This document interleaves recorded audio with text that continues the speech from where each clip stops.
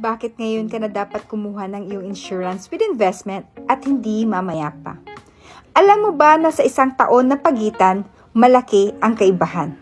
Kung mapapansin natin dito sa ating table sa taas, meron tayong 25 years old, 26, 27, and 28.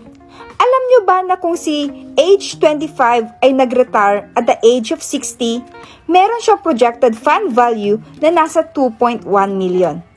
Si 26 years old naman, meron siyang projected fund value at the age of 60 ng 1.9 million. Kapag si 27 years old naman ang nag-retire at the age of 60, meron siyang projected fund value na nasa 1.7 million. At 1.5 million naman ang projected fund value ni age 28.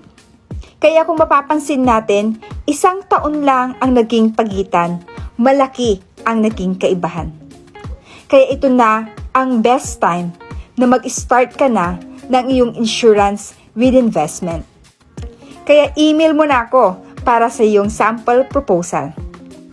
Ask Coach Ivy sa iba pang benefits ng life insurance.